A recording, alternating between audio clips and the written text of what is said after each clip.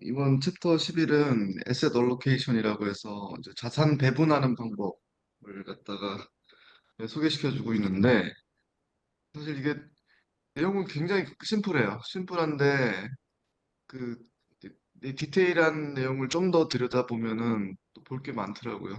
일단은 제가 이해하지 못한 부분도 좀 다소 있는 것 같아서 그 부분은 제가 그때 한번 여쭤보겠습니다. 그 의견을 좀 주시면 좋을 것 같아요. 일단 자산 배분은 이제 투자자 전체 투자 금액을 이제 주식이나 옵션, 채권 또는 다른 금융 상품들의 분산해서 이제 투자를 하는 것을 갖다가 의미를 하고요. 그 이때 이제 위험하고 그리고 참 어떤 이 수익 잠재 보상을 갖다가 이제 균형 있게 맞추는 것이 이제 중요하다고 봅니다. 그 이제 이제 자산 배분할 때는 목표나 자기가 이제 세워놓은 목표 그리고 위험을 갖다 얼마나 자기가 허용할지 그리고 투자 기간 등에 따라서 이제 전략이 바뀌어진다고 하는데 이제 여기서 책에서 나온 이제 마던 포트폴리오 티어리라고 해서 이제 이게 민 베리언스 어널리시스라고도 얘기를 하는 어떤 그 포트폴리오 만드는 방법이 있더라고요.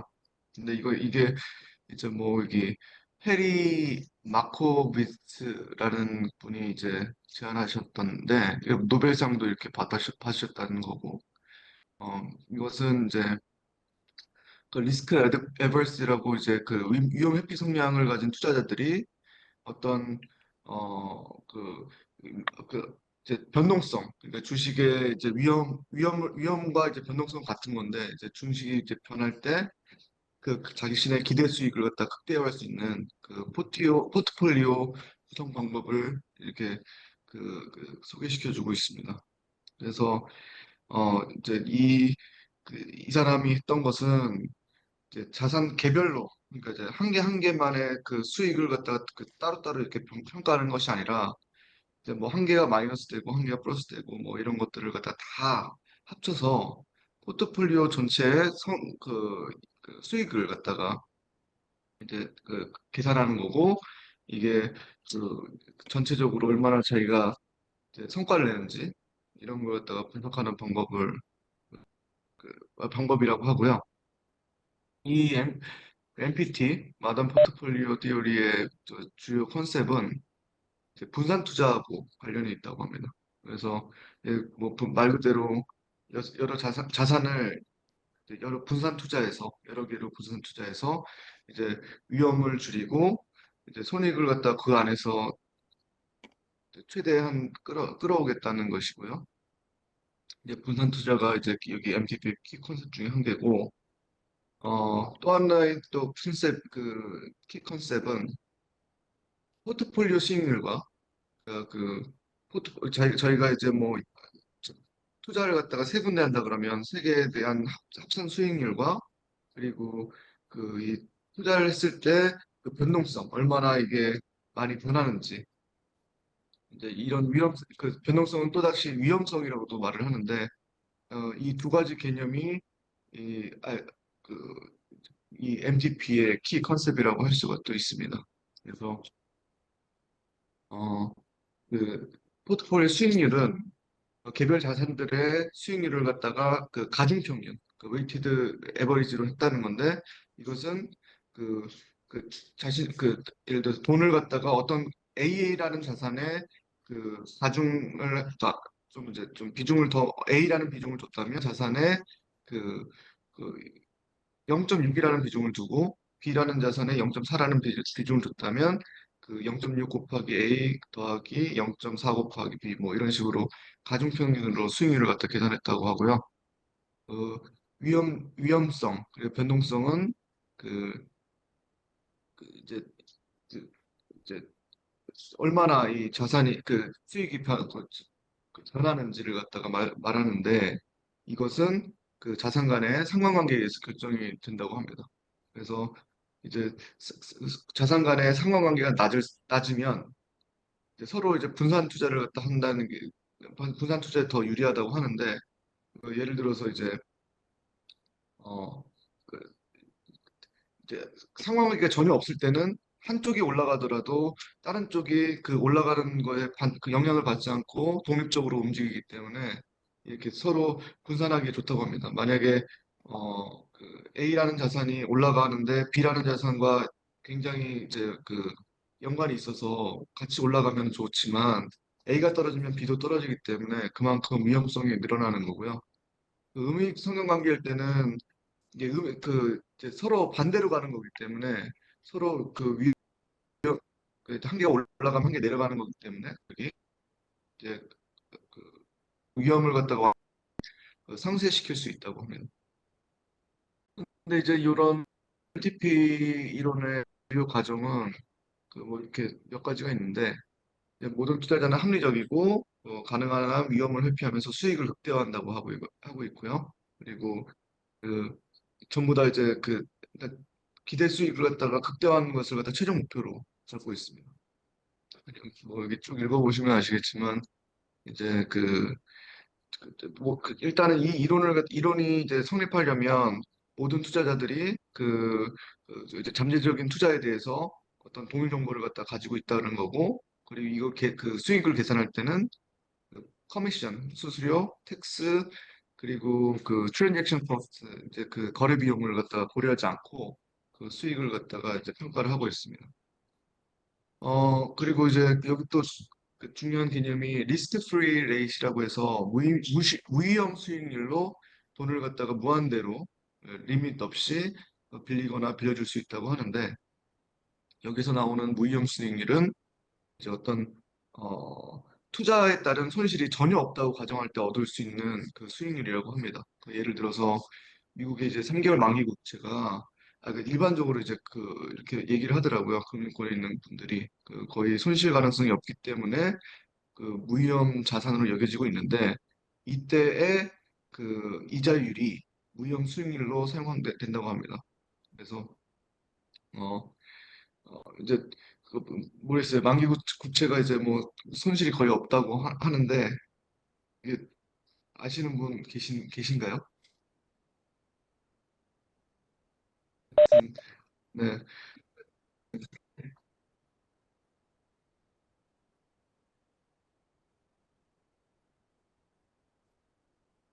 근데 그 3개월 채권이 떨어지면 만기국채 손실이 그, 그 3개월 안 남은 만기국채 같은 경우 보면은 그 ETF들이 있는데 보면은 거의 그 안 떨어져요. 예. 사실 그, 이런 이제 무위험 수익률을 은행 이자율도 어떻게 보면은 손실이 없기 때문에 이렇게 무형 수익이라고도 할 수 있을 것 같은데 여기서는 제가 찾아본 바에 의하면은 은행을 갖다가 이제 그 무형 수익률의 비교 대상으로 대표 대상으로 잡지 않고 미국 3개월 만기국채나 뭐 다른 거 이렇게 잡는 것 같더라고요. 은행은 네. 망할 수 있어요. 예. 근데 은행, 3개월밖에 안 남으면 거의 돌려받을 거니까 3개월 만에. 그리고 망할 가능성을 따지면 제일 낮은 게 미국이니까. 그 네. 은행은 망할 수 있잖아요. 예. 미국 정부는 안 망한다는 가정의 무위험. 미국 아, 정부가 망할 정도면 사실은 전 세계가 그리고 네, 3개월 그래서 안 이제 나오면 예, 네, 전에 했던 그 계산대로 하면 그냥 계산이 쭉 돼서 그냥 예, 가격이 그 3개월 뒤에 받을 가격 다 결정이 돼서 나오기 때문에 예. 네, 감사합니다. 네. 근데 그래서 이제 이 무위험 수익률로 이제 그 MTP 이제 의 가정 중에 한 개고 이게 굉장히 여기 핵심적인 내용이 있더라고요. 나중에 이제 저희 뒤에서 수익률 평가를 하게 됐을 때 이 무위험 수익률을 갖다가 이제 어떻게 얼마나 넣냐에 따라서 그 수익률이 평가하는 평가 지표가 좀 이제 바뀌게 됩니다. 그래서 아무튼 하여튼 투자자가 다른 위험 자산에 투자할 때 뭐 최소한의 이 정도 수익률을 보장돼야 된다는 게 요 무위험 수익률이 있고요. 뭐 기회비용이라도 할 수 있는데 하여튼 최소 요건입니다. 안정적인 투자 대안하고 그 위험 자산 간에 선택을 할 때 참고할 수 있는 기준이라고 하는데 이제 예를 들어서 이제 그 주식이 그 주식 포트폴리오가 저희가 만든 주식 포트폴리오가 7%의 수익률을 제공한다고 하면은 그 무위험 이자 수익률 예를 들어서 미국 3개월 만기국채가 2%일 때 투자자는 5%의 위험 프리미엄을 갖다 기대를 한다고 합니다. 예, 이런 이제 그 주요 과정들이 있고요. 이게 이제 그 뒤에서도 이제 그, 그 사용될 예정입니다. 그래서 이번 챕터에서는 이제 전반적으로 이제 그 자산을 갖다 어떻게 자산 배분 전략에 대해서 말을 해주는데 그리고 그 자산 배분 전략이 그 자산 배분 전략인 포트폴리오가 성과를 갖다가 평가하는 방법에 대해서 포트폴리오의 성과를 평가하는 방법에 대해서 이제 얘기를 해주고 있습니다. 그래서 이제 차후에는 이게 위에 그 앞서 이제 주요 과정들 MPT의 주요 과정들을 갖다가 좀 이제 완화하면서 이제 그 효율적인 프론티어 그러니까 결국에는 효율적인 프론티어가 이제 특정 위험 수준에서 가장 높은 수익률을 기대할 수 있는 포트폴리오의 집합이라고 하는데 일단 이 효율적인 프론티어를 얻는 방법을 갖다가 이제 그, 그 알려주고 있고 또, 이 책에서 사용한 코드들이 조금만 수정하면은 재사용은 가능하다고 하니 이런 이제 어떤 프레임워크를 갖다가 이제 그 프레임워크에 기반이 된 내용들을 갖다가 소개시켜주고 있었습니다. 그리고 그래프 이론하고 머신러닝을 결합한 이제 히에라키컬 리스크 페널티라고 해서 이제 그 자산 배분 방법을 갖다 또 소개시켜 줄 거고요.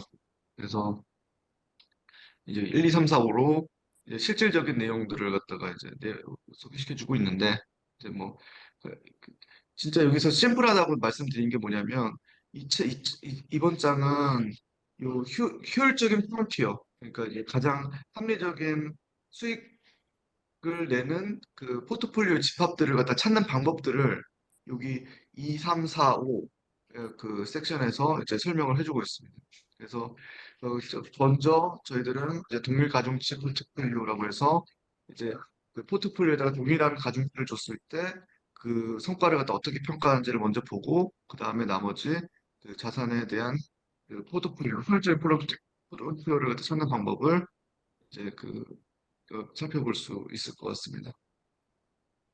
그래서 11.1절에서는 이제 그 포트폴리오에서 포트폴리오 안에 있는 그 자산들에 대해서 동일한 가중치, 그러니까 이제 n분의 n방에 한다고 그러죠. 그 n분의 1로 이제 그 가중치를 줘서 이제 성과를 갖다가 그러니까 얼마나 수익을 내는지를 갖다 평가하는 방법을 이제 소개시켜주고 있는데 이게 이제 사실 이 n방 하는 이게 이 자체가 어떤 이제 좀 진보된 어떤 이제 그 자산 배분 전략보다 이제 효율적일 때가 그러니까 이제 효과적일 때가 있다고 합니다. 그리고 뭐 드미규엘이라는 분하고 이렇게 세 분께서 이렇게 이제 얘기를 했다고 하는데 항상 기본이 좋다라는 그런 말인 것 같고요. 이제 이번 여기 자산 어, 그 동일가중치 포트폴리오 평가 방법을 공부할 때 실습 자료로는 이제 페이스북하고 팽이라고 하는 저희들이 주요 그 기업들에 대해서 미국 5개 기업들에 대해서 이제 n분의 1 포트폴리오를 생성해서 수익률을 개선하고 그, 그 포트폴리오 평가 지표를 갖다 획득하는 것까지 이렇게 보도록 하겠습니다. 이 평가지표 획득할 때 이제 티어시스라고 이제 표현을 하던데 이제 어떻게 이 티어시스를 갖다 출력할 수 있게 해주는데 이게 뭐냐면 투자 금융업계에서 한 페이지를 그러니까 간단하게 요약된 투자 보고서나 그 투자 보고서라고 하고요. 하여튼 이 포트폴리오의 그 성과지표를 갖다가 간결하게 보여준다고 합니다. 그래서 먼저 여기 가정은 넘어가고 이제 여기 와이파이낸스와 이제 뭐 이런 퀀트스탯이라는 라이브러리들을 사용했고 와이파이낸스는 저희들이 지난번에 많이 사용했으니까 뭐 퀀트스탯은 이번에 분석할 때 정형 지표 같은 통계적인 금융 통계를 갖다 할 때 많이 사용하는 툴인 것 같고요.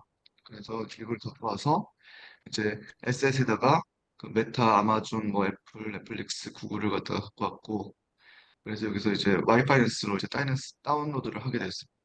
그래서 이제 그 다운로드한 값을 갖다가 2020년 1월부터 2022년 1월까지의 이제 그 가격 변동성, 주가 가격을 갖다 변동을 갖다가 살펴보면 이렇게 넷플릭스가 쭉 우상향하고 있고 대부분의 이제 그 주식들이 이제 우상향하고 있는 것을 갖다 확인할 수가 있습니다.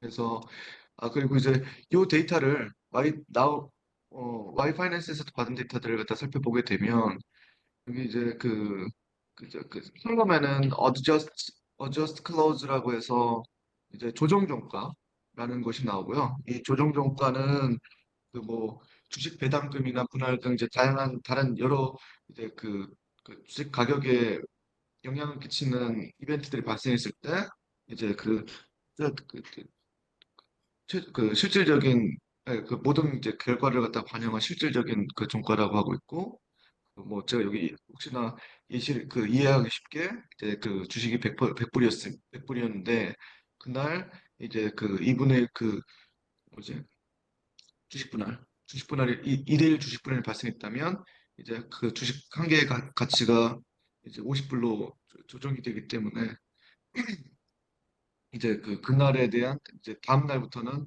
그 50불로 조정된 가격으로 이제 쭉 가게 됩니다. 하여튼 이렇게 앞으로 저희들은 이 조정 종가라는 것을 갖다 사용할 거고요. 이 클로즈라는 것은 그냥 말 그대로 그날 그 단순 딱 마감했을 때 그 종가를 갖다 의미하는 거고 뭐 이제 오픈 가격 뭐 이런 것들이 여기 그 와이파이낸스에서 불러왔을 때 보여질 수가 있습니다.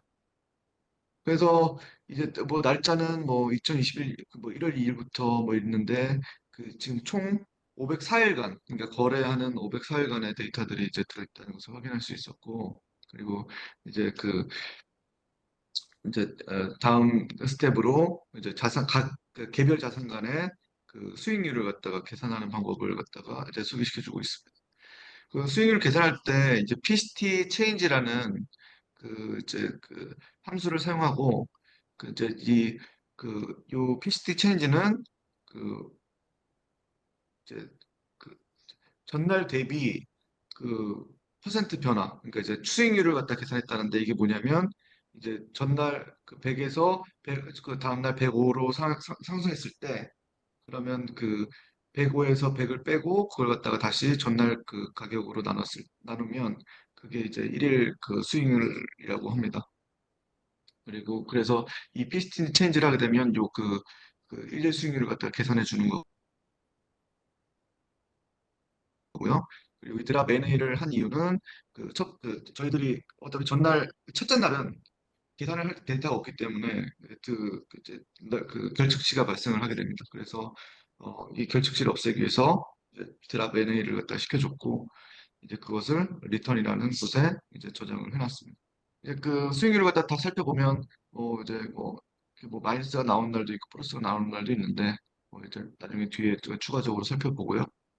그리고 이제 그러면은 저희가 이제 여기다가 가중치를 동일하게 투자를 했을 때 그 가중치를 갖다가 정의를 할 필요가 있는데 그것은 여기 이제 리스트에다가 곱한다는 것은 여러 개를 갖다 똑같이 생성해 준다는 거고 n분의 1 그러면은 지금 여기 5개의 종목이 있었으니까 5분의 1에서 0.2 20% 20%씩 5개의 가중치가 생성되는 것을 갖다 확인할 수가 있습니다.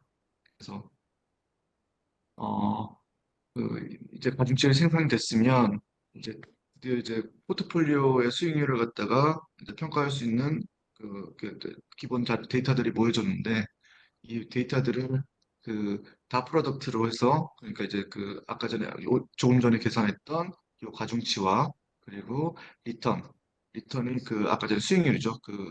PCT 체인지로 계산한 수익률을 갖다가 서로 이제 다 프로덕트를 해서 이제 포트폴리오 전체의 이제 수익률을 갖다가 계산하게 됩니다. 이 포트폴리오의 수익률은 처음에는 이제 503바의 5 이런 식으로 리턴이 나오는데 그, 왜냐하면 그 503개 그 503개의 시간과 아까 전에 사실 504개가 있었는데 첫 번째 행을 갖다가 이제 결칙치가 발생해서 재벌했으니까 503개의 이제 수익률에 대한 대신 그 데이터가 나오는 거고 다섯 개의 그 종목에 대해서 이제 그 수익률이 계산이 돼 있었는데 거기다가 가중치 평균을 갖다 가중치들을 갖다 곱하게 되면 이제 그냥 503의 각 전체 포트폴리오의 그 이제 수익률을 갖다 수익률이 계산이 됩니다. 일별 수익률이 계산이 됩니다. 그래서 이제 여기 보시면 이제 그날 그 다섯 개 종목에 동일하게 균등 투자를 했을 때 0.008, 뭐 마이너스 0.008 이런 이제 전체 수익률이 계산이 되는 거고요. 그래서 이 그림을 갖다가 이제 좀 더 그 그래프 시각화해서 좀 더 이제 보기 편하게 만들기 위해서 이제 스냅샷 차트를 갖다가 이제 그- 그려볼 건데 이것은 퀀트스탯에서 스냅샷 차트라는 함수를 이용해서 이제 그 포트폴리오 리턴을 넣어주게 되면 아래처럼 이렇게 그 쿠뮬러티브 리턴 그러니까 누적 수익률 오른쪽 우리 상향은 누적 수익률과 드로우다운 이거는 그 변동폭 그러니까 얼마나 그 아래로 떨어졌는지 예, 그런 내용과 그 데일리 하루에 얼마나 수익을 갖다가 받는지 그런 그- 그 지표들이 이제 그래프로 그려집니다. 그래서 이그 지금 제가 누적 수익률, 손실폭, 그러니까 드로우다운하고 뭐 일일 수익률 이런 것도 다 설명을 드렸었고요. 이 여기서 그 언더워터 플랫이라고 해서 이게 이제 뭐냐면 투자 손실에 초점을 맞춘 비관적 관점을 갖다 제시한다고 하는데 이것이 이제 드로우다운, 그러니까 이제 손실폭하고 관계가 있다는 거 그걸 갖다가 제가 이제 설명하기 위해서 여기 언더워터 플랫이라는 내용을 갖다가 적어놨습니다.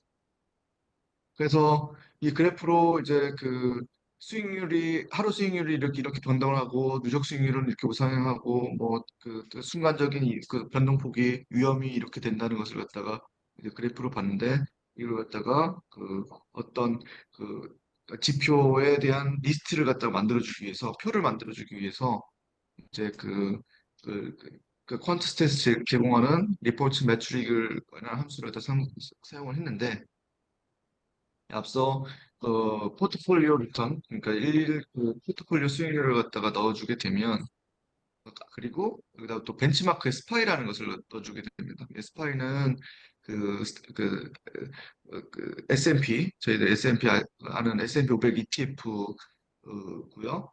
이제 미국의 대표적인 주가 지수인데 이제 일반적으로 포트폴리오 성과를 갖다가 사용할 때 자주 사용한다는데 이 포트폴리오 리턴과 저희가 지금까지 계산한 포트폴리오 리턴과 이제 요 스파이라는 기준 지표를 갖다가 비교를 해서 이제 얼마나 이제 그 포트폴리오가 그 성과를 내고 있는지 이제 그 내용을 갖다가 이제 확인할 수 있는 지표 내용들을 갖다가 이제 출력을 해줄 수 있습니다. 그래서 모드는 베이직으로 했는데 그 베이직과 풀이라는 그 두 가지 뭐 또 다른 옵션이 있는지는 솔직히 잘 모르겠습니다만 기본적으로 책에서 소개시켜 주는 건 두 가지 모드가 있는데 기본적인 내용을 보여줄 거냐 아니 전체 딱 보여줄 거냐 뭐 뒤에서 추가적인 내용이 나오니까 그건 넘어가고요. 아무튼 이제 여기 차트에서 보시다시피 이제 벤치마크 스파이에 대한 뭐 시작 날짜 뭐 끝날짜 그리고 위험 회피 비율, 무위험 수익률이 뭐 여기서는 이제 가정을 0%로 했고요. 그리고 그, 그 마켓에서 거의 100%의 거래가 있다는 거, 매일마다 거래를 갖다 여기 마켓에서가 이제 규모 전체 누적 수익률이 벤치마크 스파이에서는 47.69%가 상승했는데 그 저희들이 구성한 포트폴리오, 동일 균등으로 구성한 포트폴리오에서는 104%라는 엄청난 수익이 난다는 것을 갖다 확인할 수 있었습니다. CAGR은 여기 밑에서 제가 이제 다시 다 정리를 해놨는데, 이제 컴파운드 애뉴얼 그로스 레이트라고 뭐 다들 아시는 내용이고, 연평균 수익률. 그리고 이제 뭐 여기 내용물 갖다 요약한 내용이 여기 14.47 뭐 이런 식으로 적어놨는데 이제 뭐 하여튼 결국에는 포트폴리오 이게 CAGR이 높을수록 그 높은 성장세를 갖다 보인다는 거를 갖다 나타낸다는 거고요. 여기 각각의 지표에 대해서 이제 뭐 그 책에 나오는 그 내용과 제가 뭐 찾아본 내용을 여기 밑에다가 정리를 해놨는데 뭐 굉장히 많은 내용이 있습니다. 요 그 베이직으로 뽑았는데도 불구하고 뭐 이런 것들이 있는데 이걸 갖다가 한번 제가 정리를 해놨으니까 한번 읽어보시고요. 제가 그냥 여기서 뭐 한번 읽어보시면 좋을 것 같고 나중에 뭐 어 이제 결론적으로 위의 지표를 갖다 분석을 하게 되면 그 스파이 그러니까 이제 기준 지표보다 더 높은 수익률을 나타냈다는 것이 여기 그 표에 그 위에 그 테이블에 이제 보여주고 있었습니다. 그래서 어 이제 위의 내용들을 다 설명하기 지금 제가 어려울 것 같아서 이제 책에서는 요 5가지 샤프 비율, 뭐 솔티너 비율, 뭐 목의 오메가, 그 최대 손실폭 테일 비율 이걸 갖다 소개시켜주고 있는데 요 샤프 비율은 우리 지금까지 다 배워왔지만 그 그 그 그 그러니까 수익률을 그, 그, 그 수익률을 갖다가 이제 그 변동폭 그러니까 표준 편차 위험 그러니까 여기서 이제 표준 편차 변동폭 그 위험을 갖다가 다 같은 의미로 이제 사용하고 있습니다. 그래서 하여튼 수익을 이제 그 변동폭으로 나눈 값이 이 무위험 죄송합니다. 샤프 비율이라고 하고요. 이게 이제 위험 대비 성과를 갖다가 평가하는 그 대표적인 지표라고 말을 할 수가 있다고 합니다. 그래서 이 비율이 높을수록 그 높은 성과가 난다는 거고, 솔티너 비율은 그 샤프 비율에 변형된 건데, 이제 아래쪽으로 이제 하방 위험, 그러니까 이제 떨어지는 거에 대해서만 그 고려한 그 위험 조정 성과 지표라고 합니다. 오메가 비율은 모든 수익률을 분포를 고려해서 손실 대비 이익을 갖다 평가하는 지표라고 보고요. 아무튼 이런 이제 사실 이게 다 전부 다 결론적으로 그 수익과 이제 손실폭, 그러니까 위험을 갖다가 이제 가지고 이 주식이 얼마나 가치가, 이 포트폴리오가 가치가 있는지 그런 걸 갖다 평가하는 지표라고 합니다. 그래서 위에 코드들은 하워드 웍스에서는 그 위에 코드들에 대한 내용들을 갖다 설명했는데 제가 다 위에서 설명을 했기 때문에 이건 여기서는 제가 정리를 안 했고요. 데츠모어에서 이제 퀀스탯 라이브러리에서 더 다양한 기능을 갖다 제공한다는 것을 말해주고 있고, 뭐 그건 나중에 뭐 저희들이 한번 이걸 갖다 자주 사용해봐야 익숙해질 것 같고요. 그리고 이제 그 풀티어 쉿이라고 해서 아까 전에 말씀드렸던 그 요약된 그 성과지표의 내용들을 출력하는 방법을 갖다가 이제 여기 QS 리포트 HTML을 갖다가 사용할 수 있다. 그 함수를 갖다가 이제 소개시켜주고 있습니다. 여기다가 이제 저희들의 그 포트폴리오 수익률 그리고 벤치마크 똑같이 집어넣고 다운로드 파일램 그러니까 저희들이 파일램을 갖다가 이제 이렇게 뭐 포트폴리오 이밸류에이션 HTML로 저장하게 되면 이제 이 내용을 이제 다운로드할 수 있게 되는데 지금 제가 여기 크롬 웹페이지에서 보여드리는 것처럼 위에서 저희가 이제 그 그래프도 그려봤고 그리고 여기 그 성과의 매트릭 테이블을 갖다가 뽑았었는데 그걸 갖다가 하나로 이제 이제 풀 티어 sheet을 갖다가 이제 만들어 뽑아주고 있었습니다. 네. 그래서 사실 이걸 갖다가 이제 뭐 위에서처럼 그래프 따로 그리고 매트릭 따로 그리고 해도 이거 똑같은 내용이 나오지만 이렇게 한 장의 자료로 요약해서 정리해 준다는 게 굉장히 좀 보기 좋게 그때 정리해 준다는 내용이 인상적이었습니다.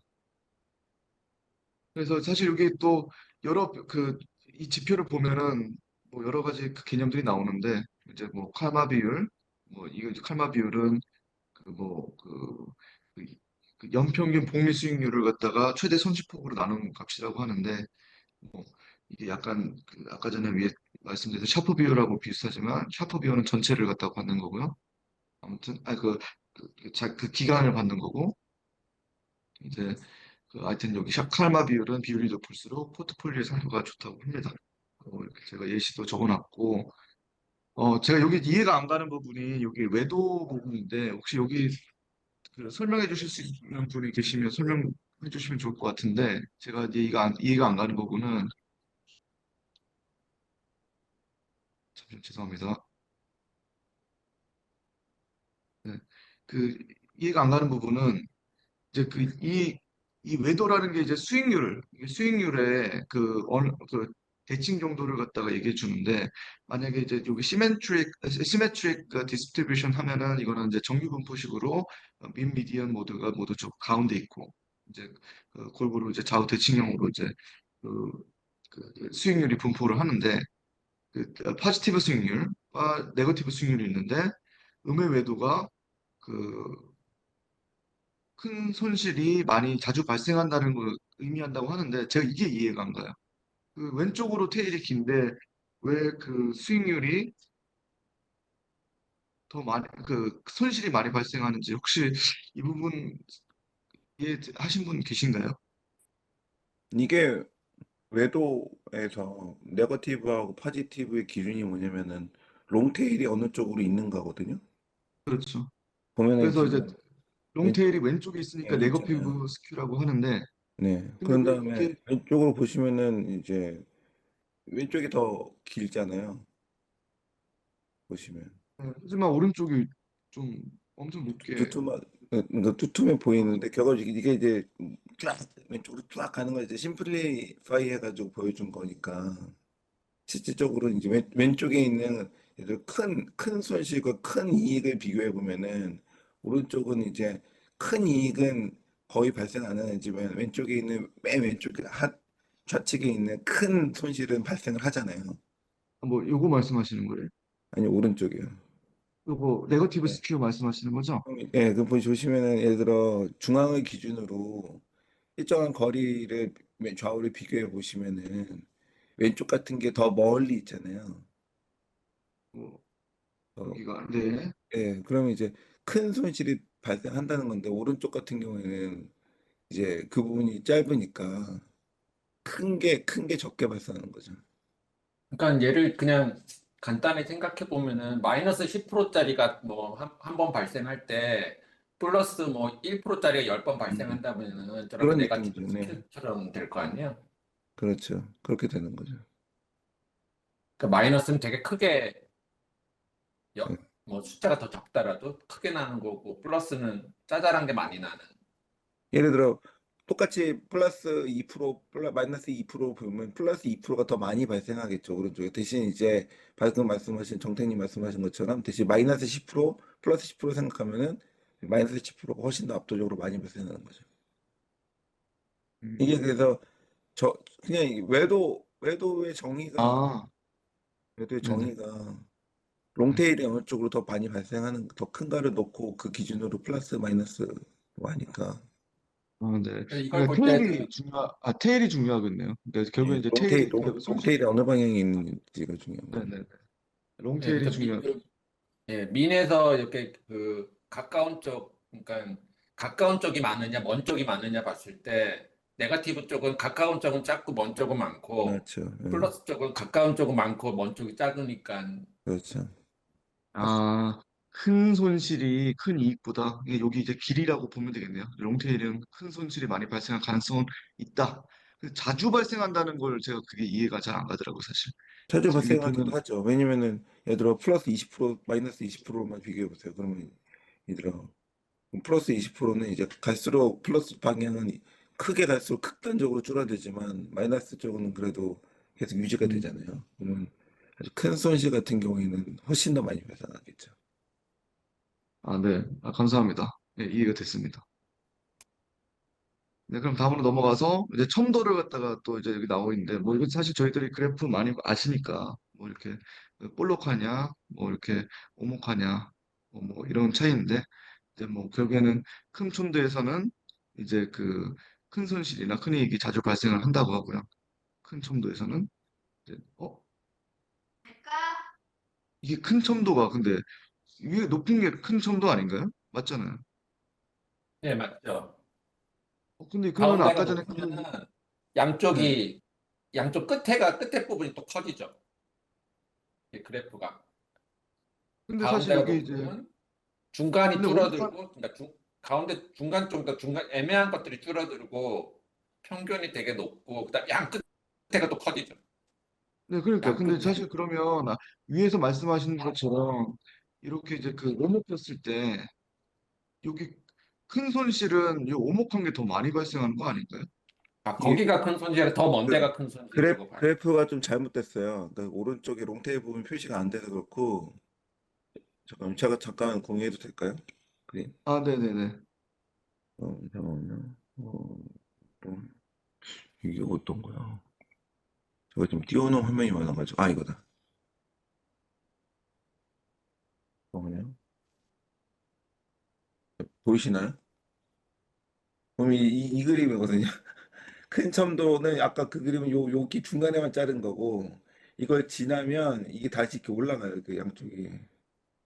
아, 패턴. 이거 제가 예. 그래프를 갖다 잘못 삽입한 것 예. 같습니다. 그러니까 여기만 멀리 가져오신 가면 더 거예요. 길어져서. 네, 중간에만 가져오신 거고 이걸 넘어서면은 이 삐쭉삐쭉했던 게 되려 이제 멀리 갈수록 이 패테일이 되면서 롱테일이 이렇게 여기 이 부분이 더 두꺼워져요. 이 파란색이 요 빨간색보다 더 높잖아요. 그러니까 이게 사실 이 그래프를 보면은 이게 정확하네요. 지금 제가 이게 맞는 거예요. 아까는 요것만 자르신 거예요. 아, 네. 책에서는 이 그래프가 안 나와 있어서 뭐 인터넷 네. 찾아서 갖고 온 건데 네. 이 그래프를 갖고 왔어야 되는데 네. 하여튼 네. 이해가 안 가더라고요. 그래서 네. 근데 지금 시간 벌써 37분이고 네, 하나 하자. 알겠습니다. 빨리 지나가겠습니다. 네. 네. 네. 혹시 보이시죠? 예, 바로 이제 빨리 하겠습니다. 그래서 이제 여기 알파, 베타, 뭐, 10 월스트 드로다운, 드로다운 아까 설명을 드렸었고요. 알파는 뭐 수익률, 그러니까 초과 수익률이고, 그 베타는 변동성과 연관이 돼 있다는 거고, 뭐 그런 내용. 롤링 샤프 비율은 그 무빙 에버리지처럼 이제 그 평균으로 샤프 비율들의 그 변화량을 갖다 계산했다는 거고, 이 샤프 비율을 계산하는 내용은 제가 또뭐 다시 한번 정리를 해놨습니다. 나중에 공부하실 때 참고하시라고. 이제 그 포트폴리오 수익률을 갖다가 이제 그 표준 편차, 변동폭으로 나눴다는 거고요. 이런 내용들이 쭉 있습니다. 그래서 여기 그 뭐 그래프에 대한 해석은 요거 같은 경우에는 그 라이브 드로다운 때 이제 그 변동폭이 가장 클 때, 그리고 그 시작했을 그 떨어졌을 때 시작한 시점 을 갖다가 이렇게 그 빨간색 구간으로 이렇게 표시를 해놨습니다. 그리고 히스토그램과 커널 밀트 추정, 그리고 그 평균 값들을 갖다가 같이 이렇게 표시를 해서 수익률이 떤 식으로 발생을 하고 그, 그, 발생하는지를 갖다 이 표로 또 이제 볼 수도 있고요. 또 그 아까 전에 하여튼 이 내용은 이제 HTML 문서에 다 들어가 있는 내용들이 이 내용들인데 아무튼 그 연도별 그 이제 그 연도 월별 이제 수익률을 갖다가 보여주는 흑색도 이런 식으로 이제 표시가 된다고 합니다. 그리고 보니스 그래프로 이제 이제 그 하루의 변동폭이 얼마나 되고 이제 평균적으로 어떻게 변동했는지 뭐 이제 아니 이열리 변 어떻게 변 이열 그연연그 1년에 어떻게 변 1년간 연간 어떻게 변동했는지 이런 이제 그 보니스 그래프도 이제 표현해주고 있고 네, 아무튼 이제 그 풀로 했을 때 전체가 이제 표시가 된다고 합니다. 그래서 또 이제 그 책에서 이제 나온 내용은 이제 퀀트스탠 라이브러리를 사용해서 이제 판다스 데이터 프레임이나 시리즈에 새로운 메소드를 갖다 추가를 할 수 있다고 하는데 예를 들어서 QS, 퀀트스탠 익스텐디드 펜데스라고 하면은 그, 여기에 샤프 비율과 솔티너 비율을 그 포트폴리오 리턴즈의 샤프 이런 함수를 갖다가 바로 사용할 수 있다고 하고요. 그때 이제 이런 위에서 HTML 문서에 적혀 있는 샤프 비율하고 솔티너 레이스를 갖다가 이제 확인할 수가 있습니다. 그래서 이제 그 뭐 여기 그 이게 퀀트 스탯에 그 사용한 가능한 이제 그 통계 비율들을 뭐 지표들을 갖다가 뭐 여러 그 메소드를 갖다 사용할 수 있다고 뭐 이렇게 사용하라는 메소드를 갖다 이렇게 표현할 수가 있다고 하고 그리고 이제 아까 전에 여기 그 모드에다가 그 플랫 할 때 모드에다가 베이직을 할 거냐 풀로 할 거냐에 따라서 이게 전체 아까 전에 그 모든 그 컨셉 제공해주는 그 그래프들이 이제 보여질 수가 있습니다. 그래서 뭐 해프라는 명령을 사용하게 되면 이제 이게 뭐, 이 포트폴리오 리턴즈 안에 그 아까 전에 파다스로 확장했던 걔네들이 어떤 내용인지, 이제 뭐 어떤 걸 보여주는지 그런 내용도 이제 보여줄 수가 있고, 이제 그 11.2에서 이제 몬테카를로 시뮬레이를 사용해서 이제 이피션트 프론티어, 그러니까 이제 효과적인 포트폴리오의 집합들을 갖다가 자산들의 집합들을 갖다가 나타내는 그런 방법, 계산, 뽑는 방법을 갖다 소개시켜주고 있는데 이제 음 이거는 그러니까 이제 위험이라는 것은 변동이라고 아까 말씀드렸고, 변동과 이제 수익 간의 이제 어떤 스코프에서 이제 최적의 그 포트폴리오 집합을 갖다가 이제 뽑을 수 있는 방법을 갖다가 이제 여기서 몬테카를로 시뮬레이션을 통해서 이제 소개시켜주고 있습니다.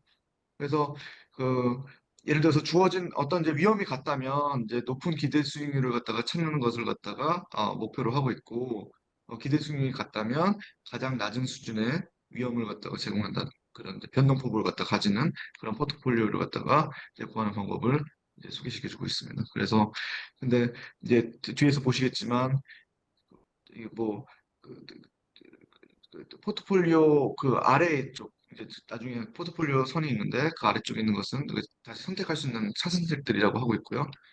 네, 그 실습에서는 이제 처음에 이제 무작위로 할당된 가중치를 이용해서 이제 무차별 대입 방식을 적용했다고 하고 있고, 이제 포트폴리오에다가 그냥 무차별로 가중치를 갖다 적용했다고 하고 있고, 그리고 이 이제 성과는 기대 수익률을 변동성으로 이제 나눠서 이제 계산을 했다고 합니다. 그래서 이 값을 사용해서 효율적인 프론티어를 갖다가 뽑는 방법을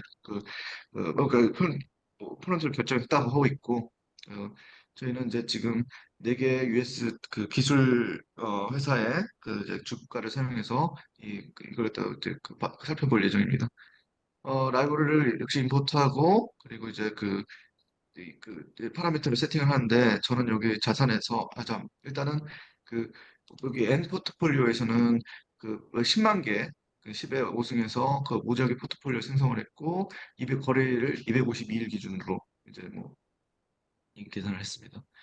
예, 이제 책에서는 트위터를 갖다 사용했는데 저희 지금 제가 보니까 트위터가 없길래 엔비디아 데이터를 사용해서 저는 그 실습을 진행을 했고, 트위터가 그뭐 상장 폐지가 됐다든가 뭐 그랬다고 합니다. 그래서 이걸 갖다가 다시 네 개 그, 이제 그, 길이를 갖다가 여기 SNS에 저장을 했고, 와이파이낸스에서 여기 위에 자산들을 갖다가 주식 가격들을 다운로드해서 그 중에 조정 종가를 갖다가 이제 또 살펴보면 이렇게 변동을 가진 어떤 그래프가 생성이 되는 것을 확인할 수가 있습니다. 그래서 이제 연평균 수익률과 이제 해상 표준 편차라고 했는데, 아까 전에 그 수익률을 갖다가 평가하는 우리가 성과를 갖다가 평가할 때는 그 수익률을 갖다가 변동폭으로 나눈다고 했는데, 이 변동폭이 표준 편차하고 동일하는 거고요. 그래서 이제 그 계산을 위해서 에버리지 리턴과 수익률과 코베리언스 매트릭을 갖다가 공분산익률, 표준 편차를 구하기 위해서 공분산익률을 갖다가 이제 생성을 했습니다. 그래서 위에서 우리가 다시 반복해서 PCT 체인지를 통해서 수익률을 갖다 리턴 DF 수익률 계산했고, 그걸 갖다가 이제 저희 거래일수를 나누게 되면 연간 평균 수익률이 계산이 되는 거고, 이제 코베리언스 매트릭 함수를 사용해서 이제 코베리언스 매트릭을 갖다가 구했습니다.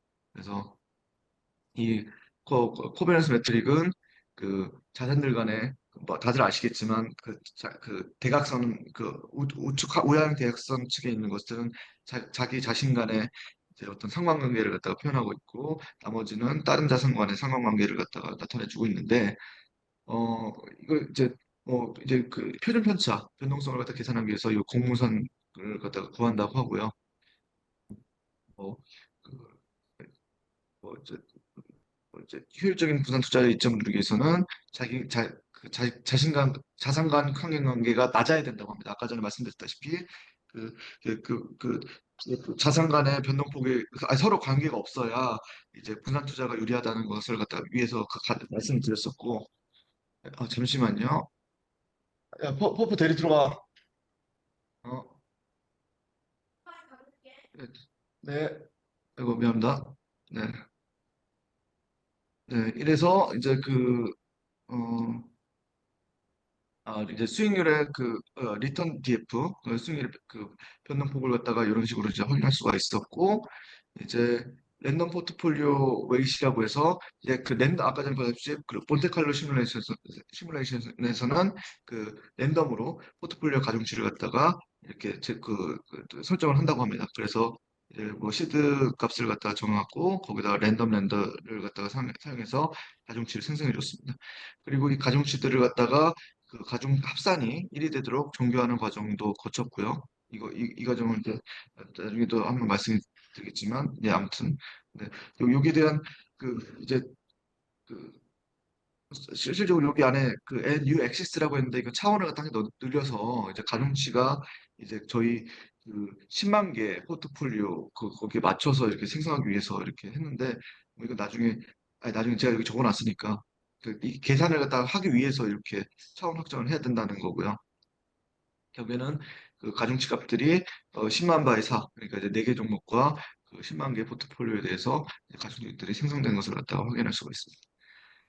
이제 포트폴리오의 성과지표를 갖다가 이제 계산할 건데, 아까 이제 말씀드렸듯이 수익률을 갖다가 변동성으로 나눈다는 거고, 그거는 수익과 표준 편차, 표준 편차 계산 로 나누는 건데, 여기서 이제 여기 제곱근을 사용했는데, 제곱근 안에 뭐지? 코베리언스 매트릭스, 아까 전에 했던 코베리언스 매트릭과 이제 웨이트 간에 이제 서로 이제 이런 이제 포트폴리오 분산 여기 아래쪽에 제가 뽑아놓은 이런 행렬 수식에 의해서 이제 사실 여기 분산이라는 게 죄송합니다. 분산이고요. 분산을 갖다 이런 식으로 계산을 할 수 있고 그 분산을 루트를 씌우니 그게 이제 표준 편차입니다. 그래서 이제 요 수익률과 이제 표준 편차를 나눠주게 되면 이제 샤프 비율, 그러니까 조정 수익률이 나타난다는 거고, 뭐, 여기 제가 이제 밑에 예시를 갖다 몇 개를 갖다 갖고 왔고요.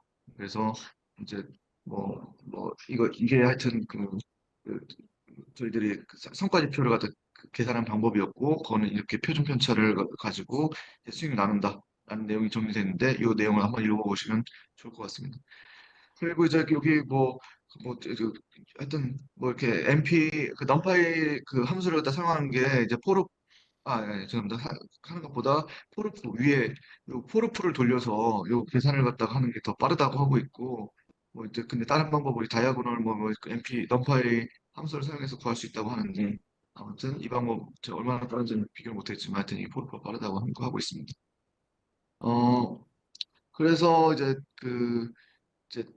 이제 요 포트폴리오 수익률과 포트폴리오 수익률과 볼라타일 그러니까 이제 이게 변동성 그리고 샤프 레이시오를 갖다가 이제 한 개로 이제 데이터 프레임을 만들어 줬고 이제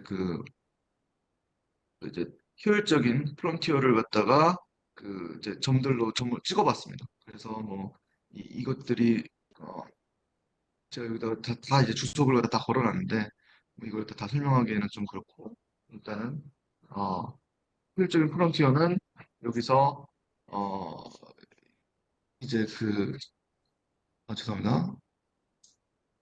아무튼 요 이제 책에서 제공해주는 요 함수 이제 코드들을 사용해서 이제 효율적인 프론티어를 갖다가 구할 수 있다고 합니다. 이렇게 효율적인 프론티어를 구했으면 이걸 가지고 여기 그래프화를 갖다 시켰는데 바로 그래프로 보면은 여기 아까 전에 책하고는 다릅니다. 지금 엔비디아 트위터 대신에 엔비디아를 넣기 때문에 뭐또 약간 다소 다른 그래프가 나오는데 여기 잘 보이실지 모르겠지만 여기 요 오른쪽 요 경계에 파란색 점선으로 이렇게 경계가 나오는데 이게 효율적인 프론티어 점선을 갖다 나타내는 거고 여기 테슬라 죄송합니다. 마이크로소프트가 여기 저희 점선에 가까운데 효율적인 프론티어에 가까운데 이 마이크로소프트 단독으로 만약에 투자를 했을 때 효율적인 프론티어 이요 위험 그러니까 이제 여기 X축에는 위험도 변동폭 그게 나타나고 이제 Y축에는 이제 수익률이 나타나는데 동일 그 위험에서 이제 단독으로 투자한 거와 이제 하여튼 효율적인 포트폴리오에 근접하다는 것을 갖다가 확인할 수가 있습니다. 그러니까 이제 결론은 이 정도의 수익률이면 이 정도의 그 위험성이면 그 마이크로소프트에 투자하는 게 훨씬 낫다는 거고 아무튼 나머지는 이제 조합을 통해서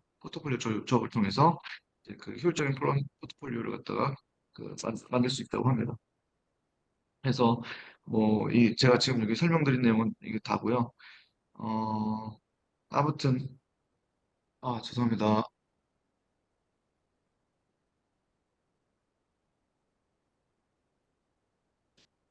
네. 그래서 이제 어 네. 요 그래프에 대한 설명은 여기 다 끝났고 아무튼 지금 이제 여기 그 포트폴리오 성과를 갖다가 이제 나타낼 때 사실 과거의 데이터들을 가지고 했는데 이 과거의 성과들이 항상 미래의 성과로 이어지는 것은 아니기 때문에 이런 내용이 이제 책에 들어 있었고 이제 대치몰에서 이제 MP 아규민이나 아규맥스를 통해서 그 최적의 포트폴리오를 갖다가 이제 나타내는 그런 이제 인덱스하고 포트폴리오를 갖다가 추출을 했는데 그 추출한 방법을 갖다 소개시켜 줬는데 요 여기서 위에서 보이는 요 그래프에서 보이는 아규맥스 뭐를 갖다 사용해서 이제 보게 되면 그 중에서 이제 가장 최적의 포트폴리오의 구성 요소와 그 성과는 뭐 여기 지금 아래 보시는 메타의 0.03% 그리고 마이크로소프트의 74% 비중 그리고 엔비디아의 24% 비중, 테슬라의 0.87% 비중을 가진 포트폴리오가 가장 58.8이라는 수익률을 갖다가 기록을 했고 이제 그 위험률은 24%였다. 그리고 샤프 레이쇼는 233%였다는 것을 이제 보여주고 있습니다. 이제 요 서머리 프린티드 포트폴리오 서머리라는 그 함수를 사용해서 이 성과를 갖다가 예역을 해줄 수가 있고 어, 어, 네. 이, 네. 아무튼 이거는 위에 거는 이제 샤프 레이쇼를 갖다가 그 무형 그 위험 대비 수익률을 갖다가 나타내는 샤프 레이쇼를 최대화하는 수익률을 최대화하는 그 포트폴리오를 갖다가 출력을 해준 게 여기 맥스 샤프 포트고 요 볼러터리 포트폴리오는 이렇게 이게 하게 되면 그때에 이제 여기 포트폴리오는 이런 식으로 구성된다는 것을 이제 확인할 수가 있습니다. 그래서 그, 요 포트폴리오를 갖다가 이제 여기다가 이제 아까 전에 보여드렸던 수익과 변동폭에 대한 그래프에서 여기 약간 파란색 점선이 있었던 부분에 이제 뭐지? 이제 맥스 샤프 레이시오를 갖다가 적용한 거와 미니멈 볼러터리 적용한 거인데 미니멈은 당연히 가장 최저의 볼러터리가 나올 거고 이제 샤프 레이시오가 가장 높은 곳 맥스 극대화되는 부분이 여기 별표라는 것을 갖다가 확인할 수가 있고 아무튼 여기 아까 전에 봤던 경계선에 모여 있다는 것을 확인할 수가 있습니다. 네, 그 시간이 많이 됐는데, 아무튼 지금까지 몬테칼로 시뮬레이션으로 이렇게 최적의 포트폴리오 구성을 갖다가 나타내는가 하면, 11.3절에서는 사이파이에서 제공해주는 옵티마이제이션 방법을 가지고 또 포트폴리오를 제공을 했습니다. 이때는 뭐냐면, 이제 여기 보면은 죄송합니다.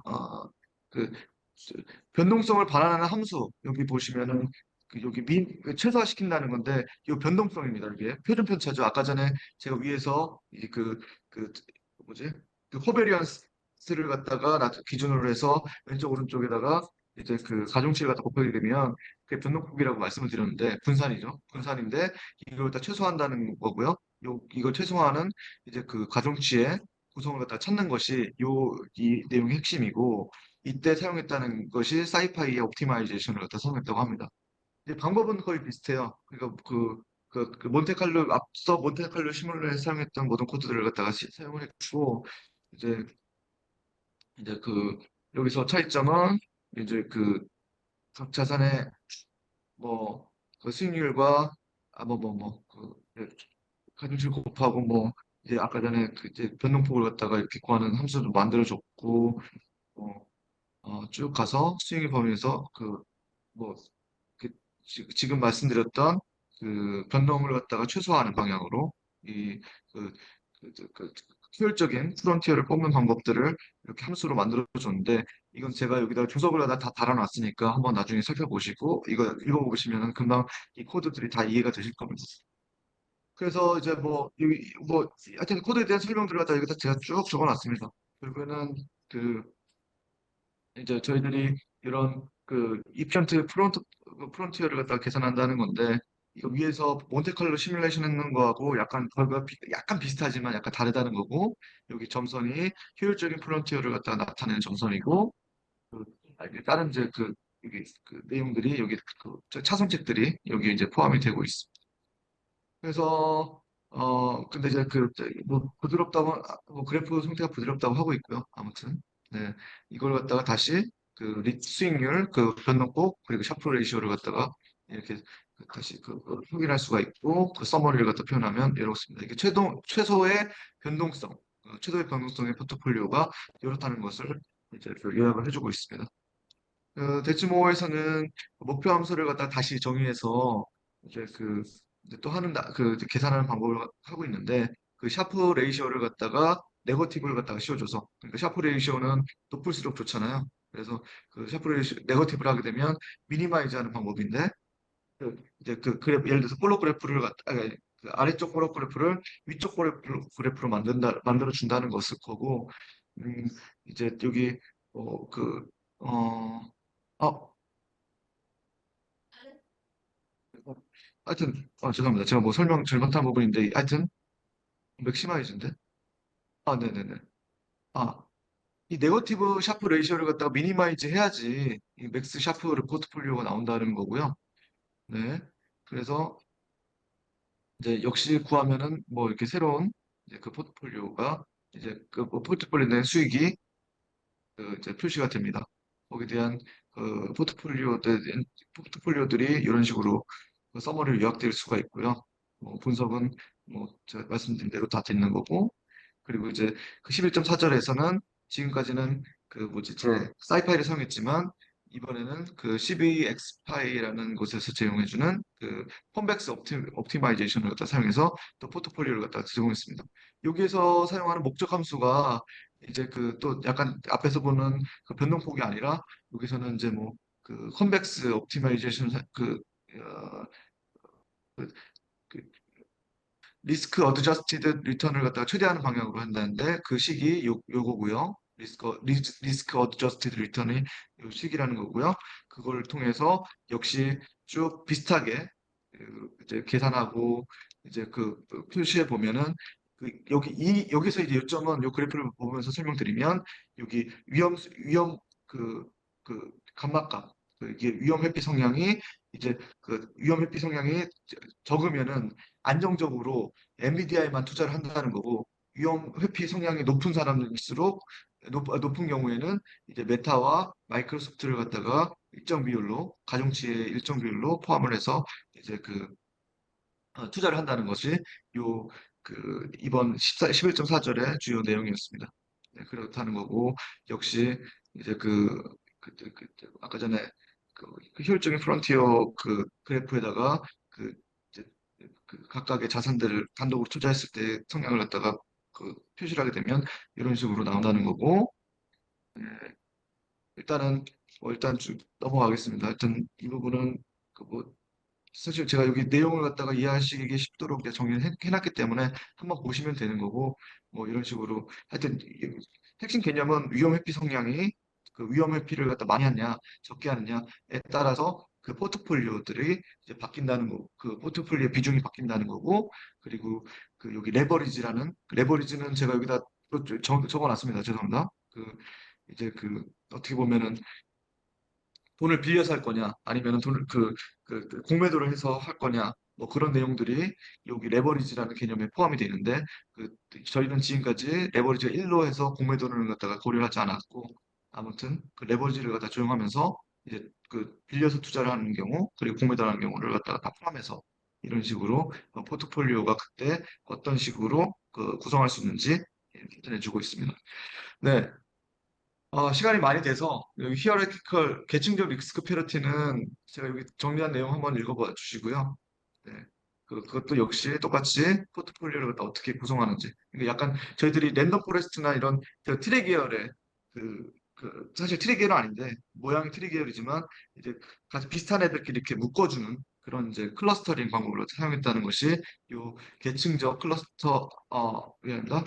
계층적 리스크 페널티의 를 사용해서 이제 그 포트폴리오를 갖다가 최적의 포트폴리오 찾는 방법이라고 합니다. 네, 여기까지가 이 책의 내용이었고, 네, 이제 시간을 제가 넘어서 여기서 이제 마치도록 하겠습니다.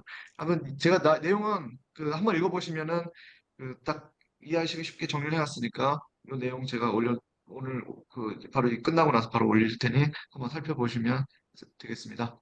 네, 이상입니다.